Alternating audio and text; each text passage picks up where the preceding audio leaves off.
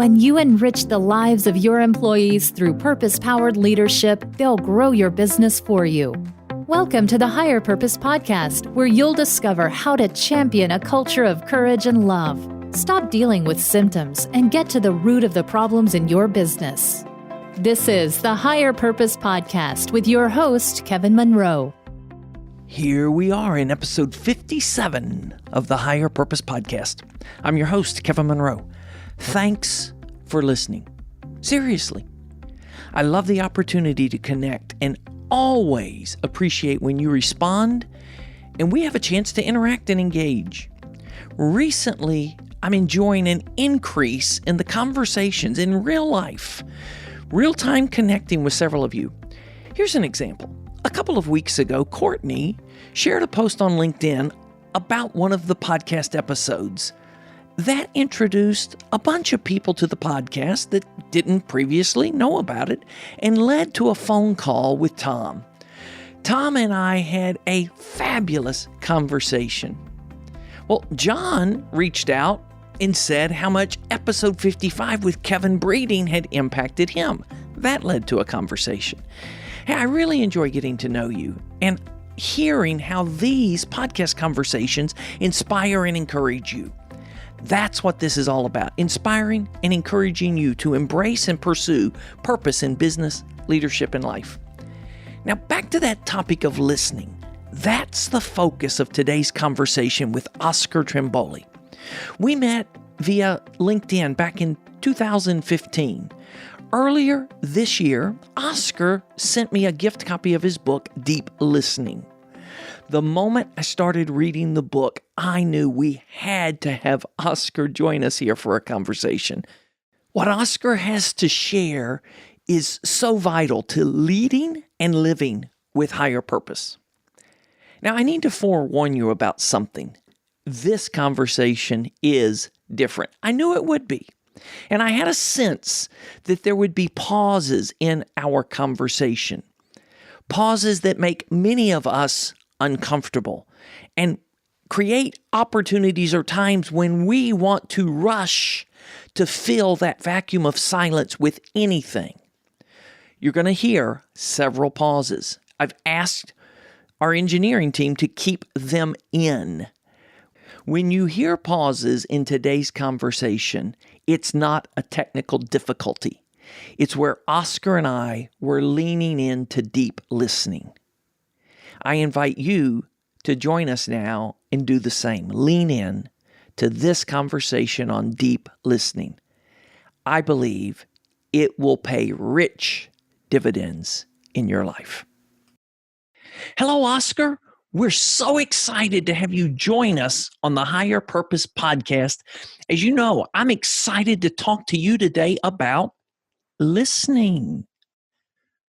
What's something you feel is important for us to know about you that helps us connect with you? I learned to swim as an adult only 5 years ago, where I was watching a bunch of ocean swimmers go outside the heads of Sydney and swim 4 kilometres on a very blustery Sydney summer day. And I was walking with my wife and we were watching from a headland. And she said, "Hey, super coach, you tell everyone to face their fears. I challenge you to swim this race next year." And you could feel the blood drain from my face. Could feel the blood drain from my fingertips. And it was a moment which every fear in my life about the ocean came to the surface. And I said to Jenny, "You got to give me 24 hours to think about that." She said, "Sure." So I rang 3 people that I really trust. One of them is the adult swim coach, and said, "Help." I have been challenged by the person who knows me the best to do something she knows is going to make me fear everything about the process. And over the course of the next 4 months, I worked with Judy, an adult swim coach, to swim in a pool where I wasn't able to swim the length of the pool. I was struggling to swim the width of the pool. So my trade was Sunday evening, 4 p.m. in the middle of winter.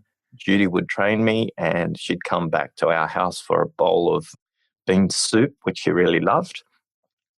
And she just said, trust the process, Oscar. I've done this before with others. And I did. And weeks and months went by, and eventually I could swim the length of the pool. And eventually I could swim 20 lengths of the pool. And eventually I could swim 40 lengths. But there was the ocean. And so when I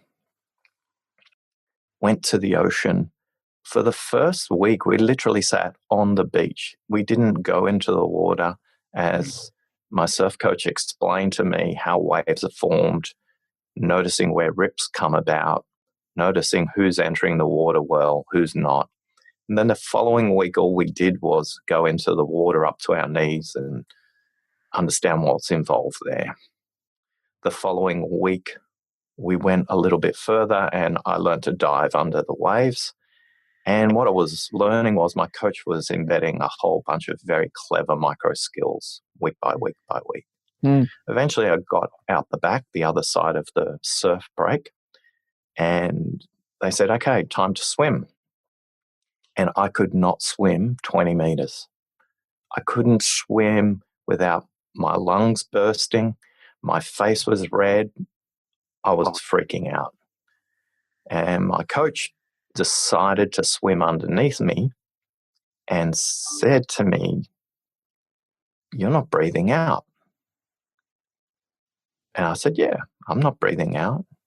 She said, didn't you breathe out in the swimming pool? I said, obviously not. She goes, you really didn't listen to me, did you? What we have to do is breathe out. So we went back to the pool for 2 weeks and did a remedial class in how to breathe properly while swimming. And she said, it's extraordinary. You've been able to swim 2 kilometers nonstop without breathing out. Imagine what you can do when you know how to breathe properly.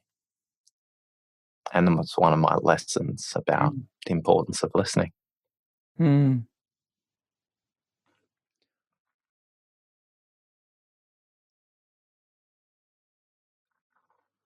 Oscar, what else?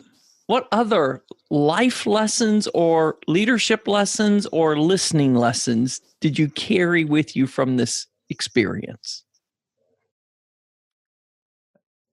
The skills that you learn in a controlled environment won't prepare you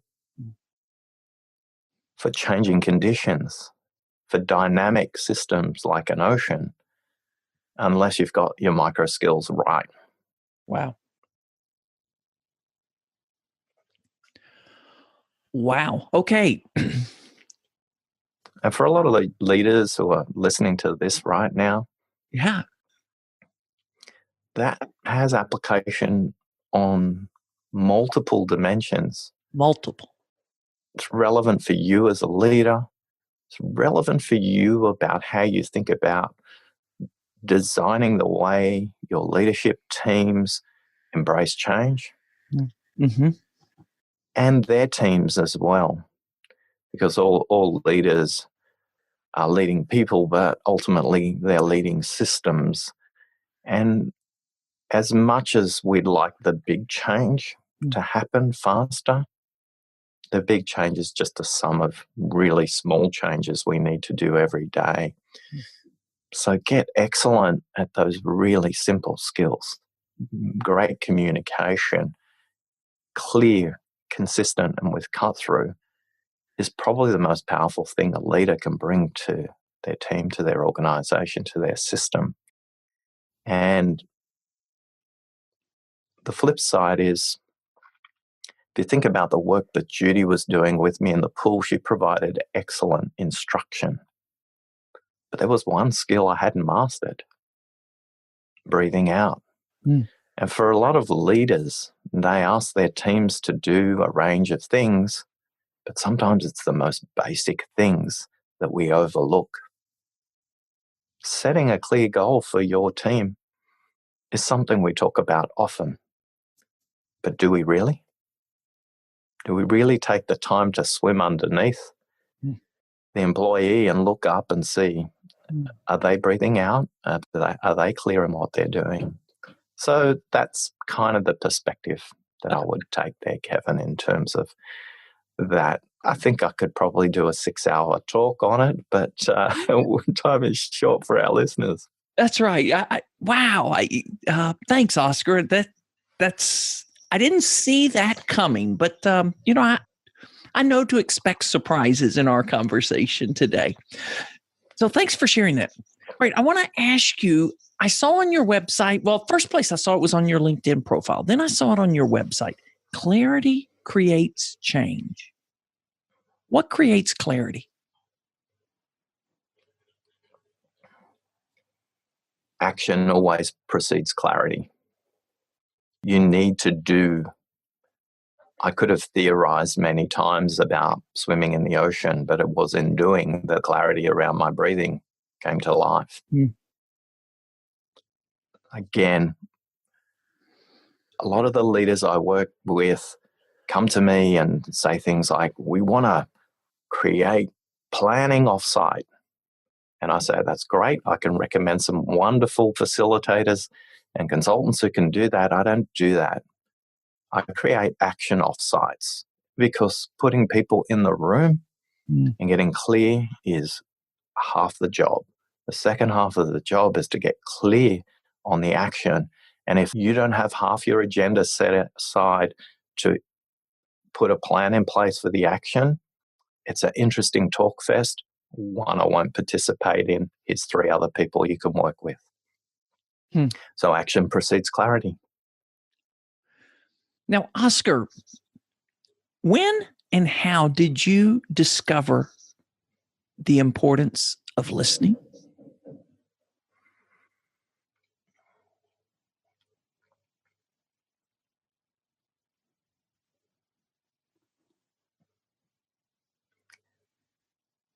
I think it's only in looking back that I noticed a series of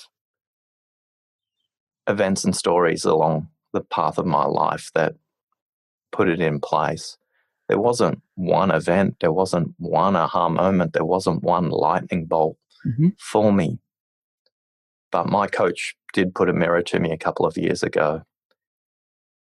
And as I was telling him the story of the son of 2 first-generation migrants from war-torn Italy who came to Australia, and I was in a school where I was part of 23 other nationalities from war-torn Cambodia, from Laos, from Pinochet's Chile in South America, from Argentina, from Uruguay, from Eastern Europe. It was an amazing melting pot. And what I learned in hindsight is I became a connector across the Australian or English speakers at our school, as well as those with English as a second language. I was a connector between the teachers and the students through my leadership work at school already. And I was also a connector between the jocks and the nerds, whether they were academic or sporty. I did both. And I became a connector between the two. And what I realized was, in hindsight, I was listening differently to those people and trying to find what was common as well as what was distinct. We also played a lot of foreign card games at our school at lunchtime and probably even within class. And whether they were Italian card games or Chinese card games, you learned to listen to the opposition player's face if you were going to become good at the game. And I think that's where I started to tune into listening to what you see rather than just listening to what people say. Another event was during my time at Microsoft as a marketing director. I'm really passionate about next generation leadership, and I was always involved heavily in graduate recruitment. And I was standing at a graduate recruitment fair one day, and just people were continuously walking past our Microsoft stand. And I'd ask a couple of people, you know what, I know you've walked past I'm just curious why. And I'm not a software developer. I wouldn't want to work at Microsoft. And I said, oh, would you know that we employ accountants and lawyers and communication specialists, and human resources specialists and operations specialists, salespeople, marketing people? And they went, oh, wow, no, I didn't know that. So I went to our managing director and said, our graduate program's broken. I'm going to come back in a month to present to the leadership team. And what I did was I went and interviewed every current graduate, every person we made an offer for in the last 2 years that had turned down an offer at Microsoft, and people who were graduates who left either went to Microsoft competitors. And it was in this process of listening that I discovered what was really required. I got the current graduate team to present the case for change to our leadership team, and I'd only listened to what they'd had to say. They created a program which was experiential. So we went to each university and think of something like America, You've Got Talent, and where people would be given a Microsoft challenge. They would need to present the answer as a team of 4 in a bunch of regional semi-finals and then ultimately a national final. And the winning team of 4 would get to implement that idea as an internship over a period of 6 months. And that created a tremendous change in the way our brand was perceived by university graduates, so much so that the program got taken to 26 subsidiaries around the world. And what I learned from that is the answer's always there if you listen deeply enough. And then the last one is I rarely had a challenge recruiting new staff at Microsoft, particularly for internal transfers, because I was renowned for one thing, and that was if you wanted to join our team, you needed to be in the call center and listen to customer problems and tell me the one thing you would change as a result of listening to those customer problems. It wasn't enough to look at a set of slides that our market research company had created. I wanted you to hear directly from customers who were calling our contact center with problems with Microsoft Office or Word or PowerPoint or our database systems or whatever the case may be. And I did the same with our marketing agencies as well. But you can see throughout my decades, there was this theme of listening. It just wasn't overt to me. And then 2 years into my 5-year coaching journey, my coach said to me, some coaches are experts on messages. They could be the coach that's an expert for introverts. They could be the coach that's the expert for financial services. Fortunately for you, your expertise is a process, and the process is listening. And if you could codify what you know about listening, you could change the world. And I said, wow, I never thought of it that way. I came back 2 months later and said, I have a goal I'm scared to share, but I'm going to. Between now and 2030, I want to touch 10 million people in the world and teach them how to become deep listeners. And my coach said, do you think you can achieve that in your lifetime? And I said, oh, yeah, I can see it very clearly. You're not trying hard enough. Make it 100 million. And it was that same moment that my wife was walking over that cliff top watching the swimmers where the blood drained out of my body. And I realized that this is the path I needed to take. And my quest between now and 2030 is to create 100 million deep listeners in the world.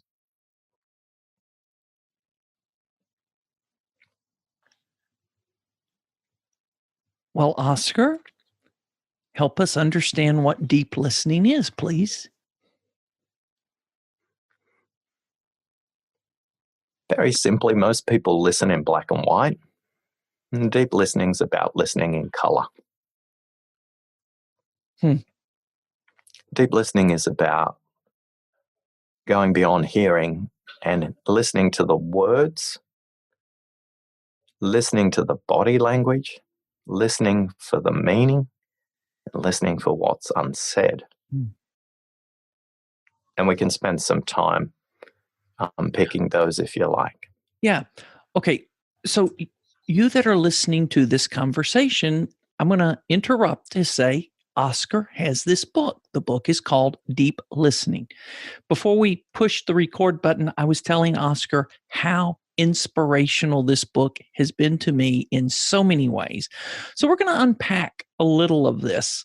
And what's amazing, this is a little book, but it is one of the most profound books that's come my way. So let's go into this, Oscar. And you've said several things already. I'm looking for the thread and trying to pull the thread through. And this is way different than what I had prepared for. You know that. Oscar, in your book, there's this sentence, listening happens before hearing commences. Now, when I read that, it lit me up, but I'm sure some people are, have this, Look, I thought listening and hearing were the same thing, or I thought I was hearing first, then I began listening. So walk us through that, if you will.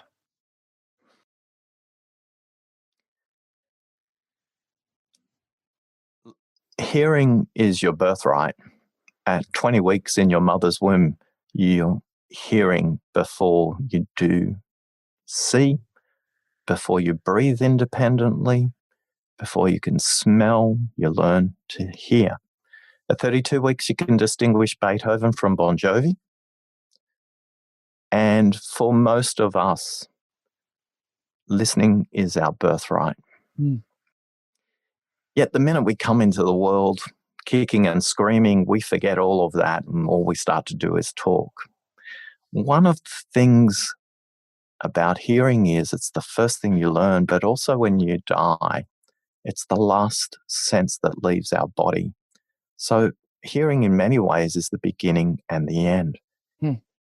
The distinction between hearing and listening is an intention you set before you commence. Hearing happens all the time. In fact, while you're sleeping, the only sense that's still operating on a conscious level is your hearing. So even when we're sleeping, our hearing is on, but we're not listening. Subconscious is listening. The fight or flight, is somebody going to come in and, scare us in the middle of the night? Our hearing is on. So the distinction is hearing is about processing sounds. Listening is an intention to make sense of what the sounds are, whether that's linguistically or it may be as simple as, oh, there's an emergency service siren, I best be on the side of the road. So listening is set by an intention. Now, most people think listening is about the other person. It's about the speaker. And most listening literature starts and finishes here. And it's a shame. The first person you need to listen to for listening to be deep is yourself. Before you commence any dialogue with anybody else, you first need to listen to yourself.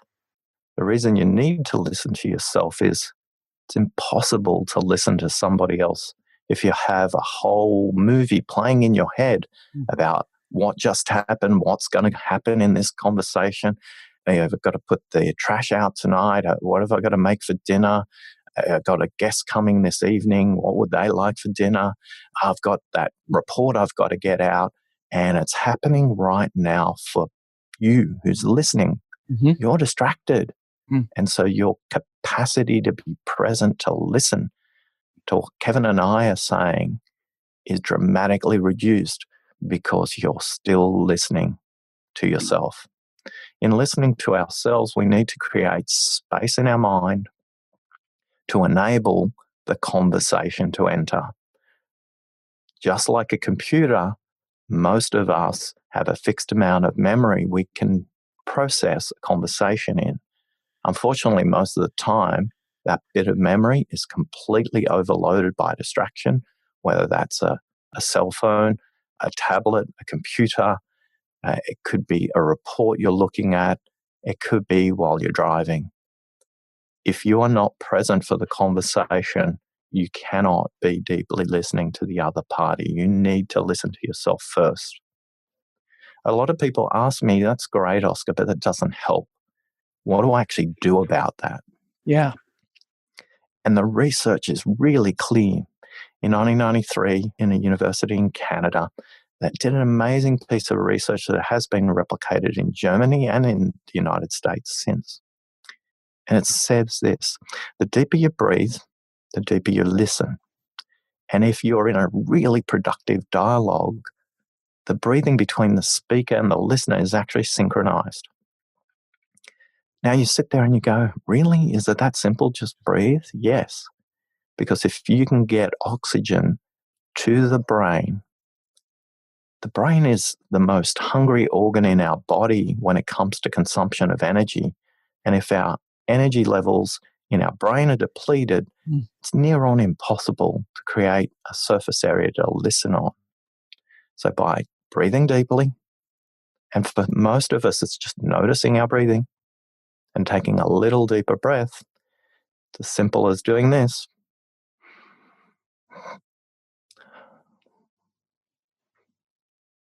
Oxygen will get to the brain as a result of that. The other thing you can do is, if you're in a dialogue, have a glass of water handy and make sure that you're getting water into your system as well. A dehydrated system is not a listening optimized system in terms of the physicality of your body. Oscar, when you're talking about breathing, you're not talking about a 10-minute meditation session. What I read in the book, I mean, you can do this in as little as how much time before a conversation? 10 seconds. Okay, there you go. So one way to increase your listening is to just pause, breathe, and go ahead. Listening takes place in many environments. And one of the things I learned from a monk, funnily enough, who's not somebody they're a monk in business.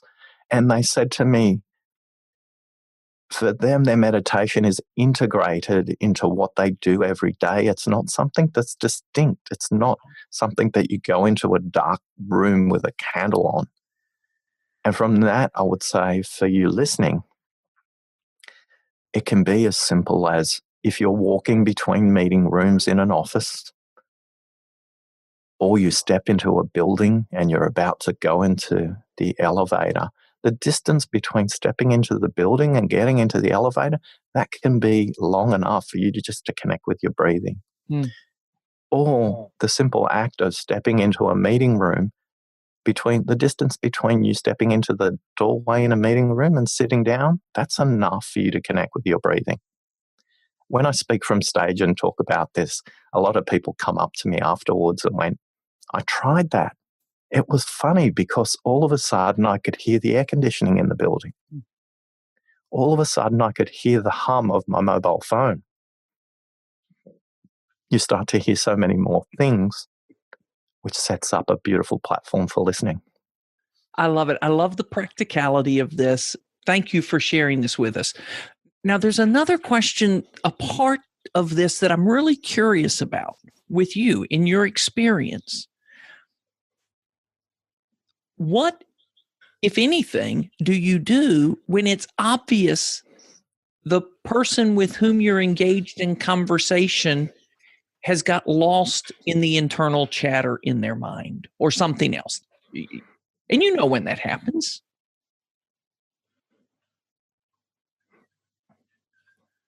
I talk about this in the book, and it's the power of the pause. The most unused tool for most leaders is silence. In the book, I talk about the 125-400 rule. Yes. You can speak at 125 words a minute. You can listen at 400 words a minute. You can think at 900 words a minute. And for that person who's just become lost in their own conversation, What they're trying to do is process 900 words through a vessel that only allows 125 words to come out. And they're trying to structure their mind in a way to be effective for you. So create a space for them to pause by doing the same yourself. Sometimes you may want to make it explicit.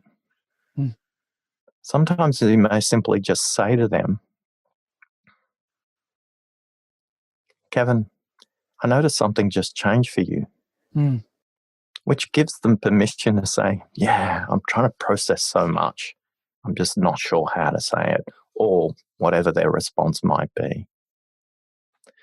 But you will notice that, and when you're listening at this level, which is listening at the level of energy, you're listening for a congruence between what's coming out of their mouth, what's showing up in their eyes, and what their body is doing. And what you point out there, Kevin, is with no training whatsoever, we know when people get lost. The training is about the pause. It's about the silence, and it's about allowing them the time to process it. For most people, the average person spends 55% of their day listening. For leaders, they spend up to 80% of their day listening, but only 2% have been trained in these techniques. Ironically, 82% of us think we're above average car drivers, and 84% of us think we're above average listeners.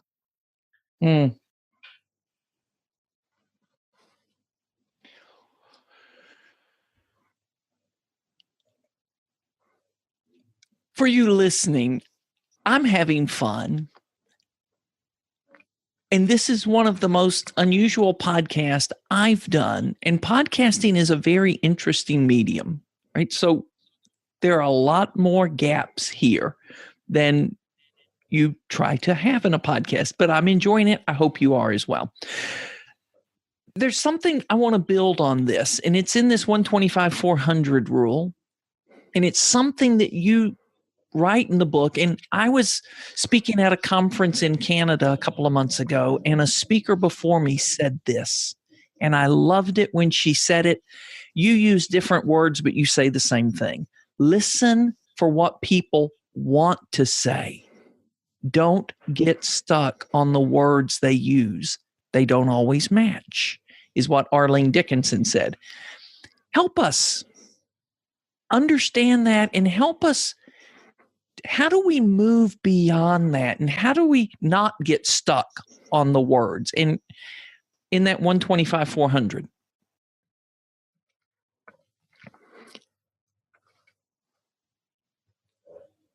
When I talk about listening in black and white, I'm talking about people who listen only at one level. So the first level is listening to yourself. The next level is listening to the content, which is where most people listen. They listen for the words, and occasionally they might listen for body language and energy. The next level is listening for context. The next level is listening for what is unsaid. And the last level is listening for meaning. For most of us listening in black and white, we're just listening for the content. What are the words? I was working with a client 2 years ago, and we were going around the room and we were talking about what this organization could be represented as an animal. I asked them, if this company was an animal, what would it be? Would it be under the water? Would it be on land? Or would it be in the air? And as we went around the room, everybody described a soaring eagle or an osprey or some bird of flight or some bird of prey. And it was quite inspiring. There was one person who didn't speak, though. So I asked Elaine and I said, I'm curious what you're thinking right now. And she turned to the group and said, honestly, I think we're a snake. And the mood of the room changed dramatically. So, Kevin, I'll ask you this. What's going through your mind when Elaine says this about the snake? I'm not real sure. I'm intrigued to hear. honestly, Oscar. But I'm thinking most folks in the room probably took it very negatively. And for those listening, what do you think they're thinking right now?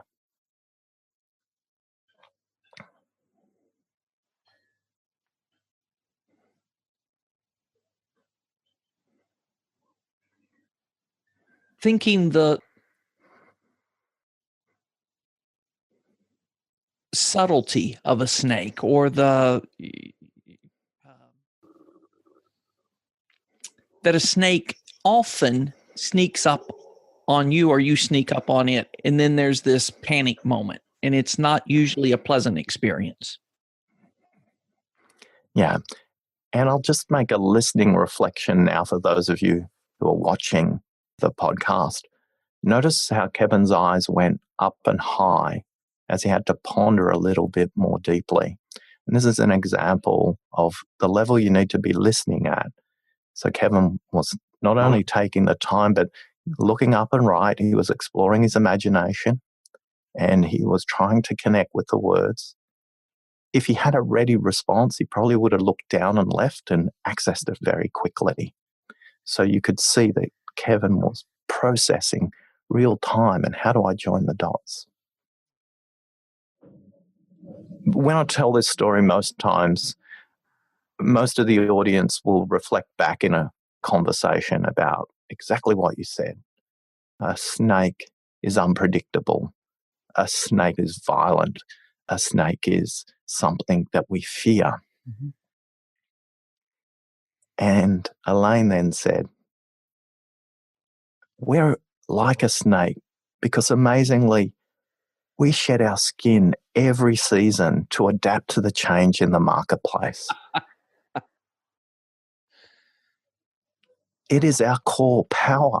Wow. It is why we've been able to sustain ourselves as a successful business for the last 5 years. If we embrace more of the snake and less of the eagle, we're playing to our own strengths. And the meeting transformed from that point on. Now, asking the question, if this organization was an animal, is an example of asking a question to explore meaning.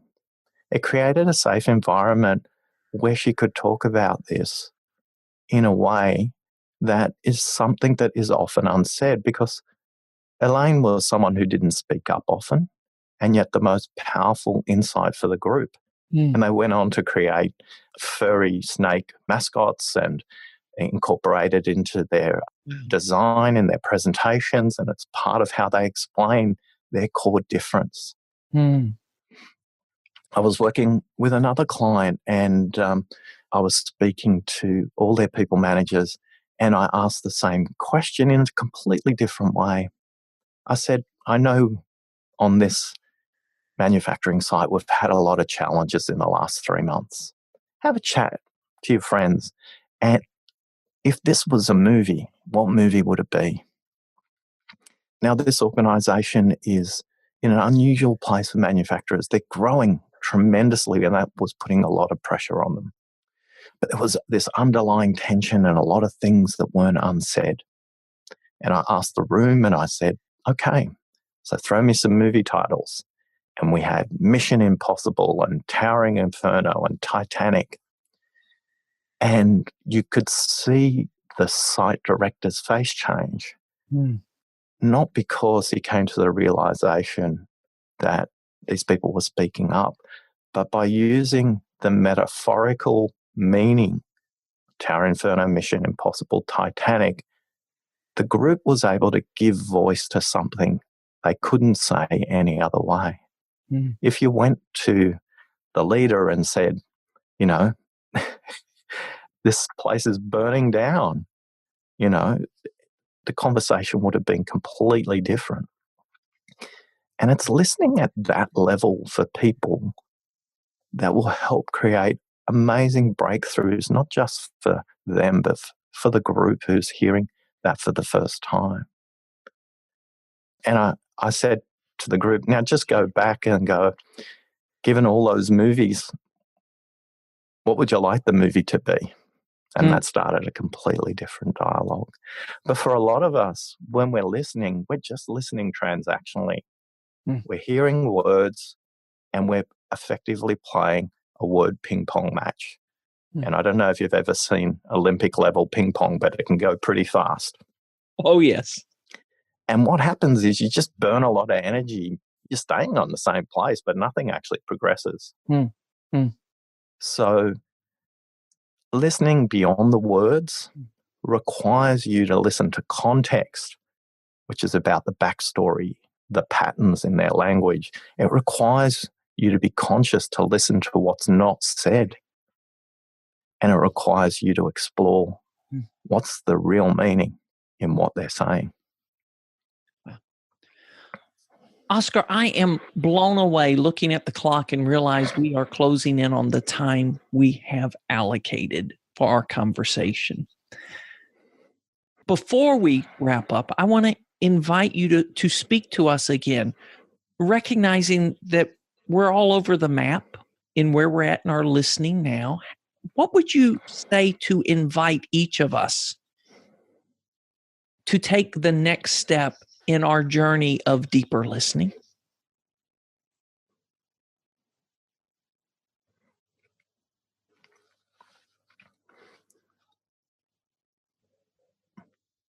If we go back to the beginning of the interview, we talked about micro skills in the swimming pool and in the ocean. And for a lot of people, they want the complex silver bullet. They want to do the ninja double back kick. And what we have to do is learn how to do push-ups on our knuckles. So for all of us, take 10 extra seconds before we enter a dialogue and notice our breathing. That is the best place to start. It is the foundational place to start.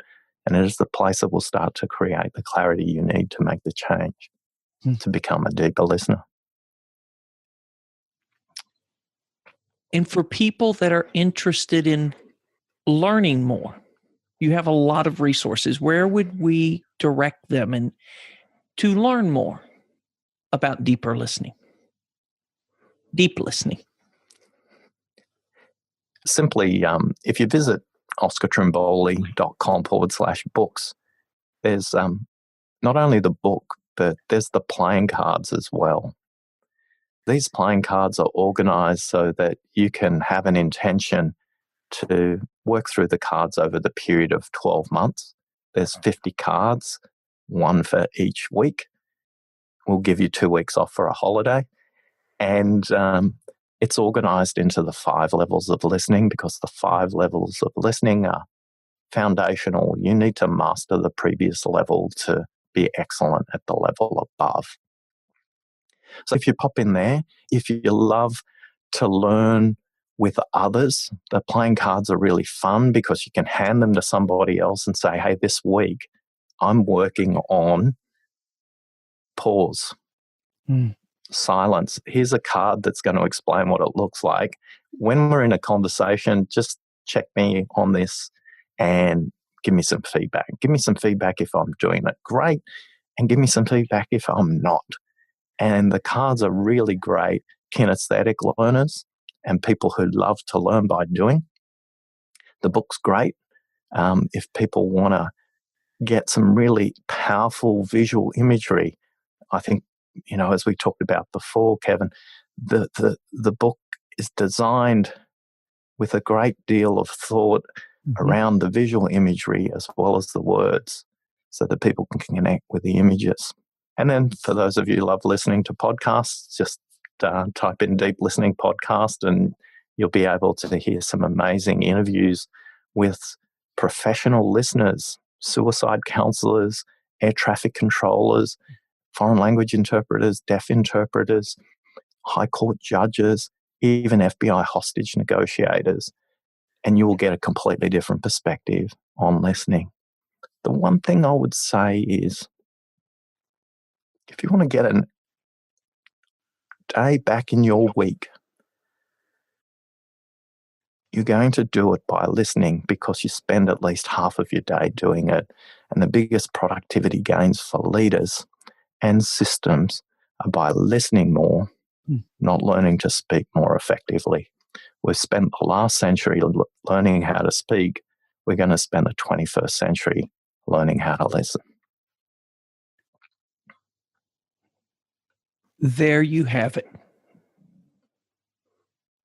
Oscar, thank you for the generosity of your time, your experience, and just investing in us to help us embrace deep listening. Thank you, Oscar. Thank you. Well, there you have it. The first conversation with Oscar Trimboli. We may have others. That kind of depends on how you respond to this. I'd love to know what's rolling through your mind right now as you've just listened to this.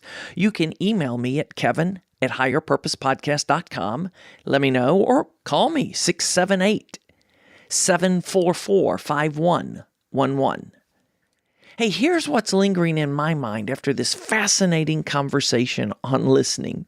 Oscar shared a powerful phrase that I'm adopting in my conversations and as part of my listening. I noticed something just changed for you. You want to tell me about that? Because there are times I can tell people have stopped listening. I can tell something's overloaded their mind. And sometimes I'll just plow through and expect them to catch up. Be so much better to pause, call it out, and allow them to catch up. Secondly, the most unused tool for leaders is silence.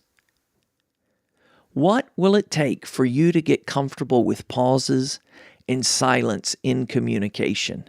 I know it's difficult, it's challenging, it's uncomfortable, but I want to invite you to give it a chance. If you really want to improve your listening today, there's something you can do right now, start doing right now before your next conversation. Pause for as little as 10 to 15 seconds and breathe. This is thought-provoking. I encourage you to give it a try today. And I loved Oscar's insight that the biggest productivity gains for leaders and systems come from listening more, not by learning to speak more effectively. Let that soak in. And I do hope you'll let me know your thoughts. Hey, until next time, I invite you to take the listening challenge as you continue to live, love, and lead with purpose. Thank you for listening to this episode of the Higher Purpose Podcast. Remember, if you ever think that your work could be less ordinary, there's not much between you and something extraordinary. Just 13 weeks and a bold experiment. Find out more at 13weekstoextraordinary.com.